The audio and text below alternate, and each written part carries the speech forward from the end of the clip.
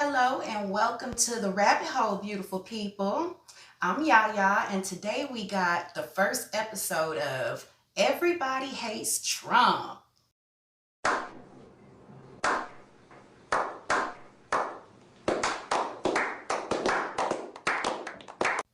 At this point, I'm sure we're all aware of the bully, formerly known as President 45, uses the victim card to gain sympathy anywhere he can get it. But what I can't understand is how so many people are still falling for it. We won with poorly educated. I love the poorly educated. I mean, maybe it's just me, but there's just something about a grown ass man whining and lying and crying all the time that just reaches deep down in my gut and makes all the contents want to come back up.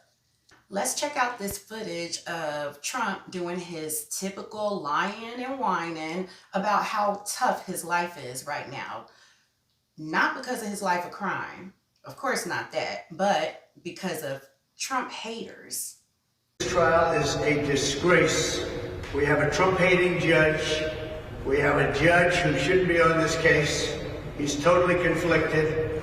But this is a trial that should never happen. It should have been thrown out a long time. I have a Trump-hating judge with a Trump-hating wife and family. We got a real problem with this judge. We have a real problem with a lot of things having to do with this trial, including the DA, because you go right outside and people are being mugged and killed all day long, and he's sitting here all day with about 10 or 12 prosecutors over nothing, over what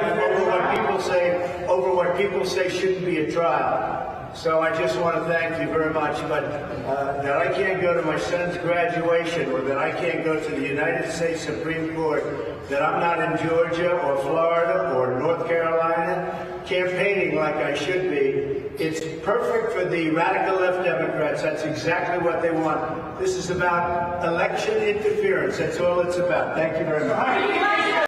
Now, I do wonder if the people of Manhattan agree with Trump when he says that people are outside in Manhattan getting robbed and murdered all day long. And he says that with such confidence, in spite of the fact that violent crimes have decreased by 25%, according to the NYPD. And a little fun fact, I like this. I also saw that violent crime has also decreased in the public housing sector. I thought that was pretty cool. Now, let me let y'all in on something if you didn't know. There's a few talking points that Republicans will always try to use against Democrats when it's an election season, whether they factual or not. They're going to say it. Those talking points are immigration, crime, and the economy.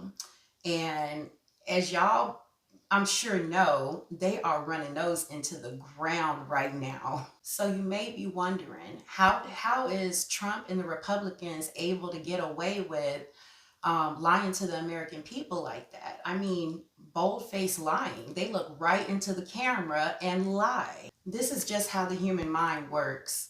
When you have multiple people and multiple sources saying the exact same things at the exact same time over and over again on repeat, they can convince you that the opposite of reality is true. MAGA supporters have put themselves in an information bubble. They refuse to allow themselves to hear anything other than what their leaders are telling them. And for some reason I just can't understand, they believe what Trump and his bootlickers are telling them. They really do feel like they can trust them. The Republicans have like 3 mainstream media networks that put out whatever lies that the Republicans want to convince us of. Now, y'all remember when, you know what? Never mind. Let me just show y'all how these liars get down. There is no connection to terrorism in that fiery car crash, and that no explosive materials were found at the scene. Instead, we're learning that a 2022 Bentley two-door coupe entered from the U.S. side and quickly accelerated before hitting a curb and going airborne. Now, Governor Hochul says a resident from Western New York was involved in that crash, but in the hours before we had a clear picture of what was going on here, it didn't stop one network from linking it to possible terror. What I've been told is that this was an attempted terrorist attack. They believe the two people in that car, who are now both dead after that large explosion there, have packed that car full of explosives. As for what types of explosives, we're not sure just yet. We don't know how long the people who perpetrated this attack have been in this country. Did they come into the country legally? Did they come across illegally and claim asylum?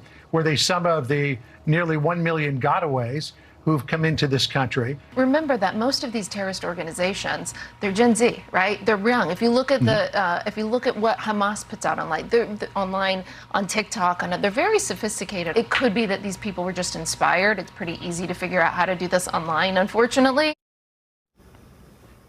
And joining me now for more on this is CNN's Oliver Darcy. Oliver, wow, I mean, what can you tell us about how long they were reporting this as a terror attack so confidently, and how many people this bad information could have reached? Yeah, I mean, this was irresponsible reporting. This was reckless reporting, and by all accounts, it was inaccurate reporting. We now know that the governor is saying there was no indication that there was a terrorist attack, but that's not what Fox News initially reported, and reported for hours. I want to give you a sense of how they reported this.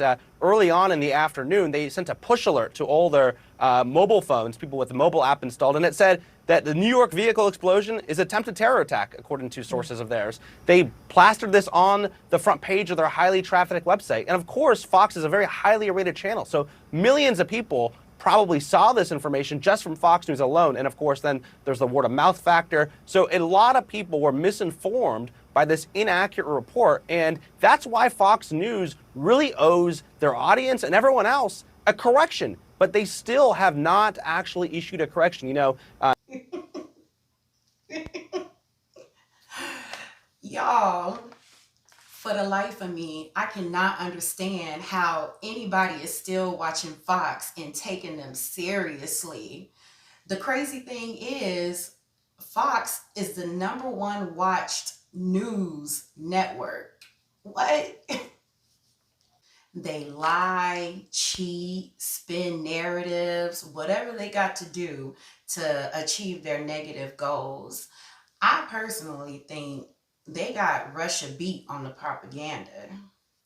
Right now, their #1 goal is to get Trump in office by any means necessary. And they're trying to do that so that Project 2025 can commence. But I'm not even going to get into that in this video. Project 2025 needs its very own video, probably a long one. But in the meantime, y'all look that up. Well, that's all I have for this video. And if y'all stayed the whole time, thank you so much. And don't make fun of my handicapped nail, okay? It broke right before I started recording. But I want y'all to remember, don't let anybody, foreign or domestic, divide us as Americans. It doesn't matter how we're different, because we're all Americans at the end of the day. And right now, we need to stick together more than any other time. That's all I got. Thanks. Bye. I'm done. I'm done.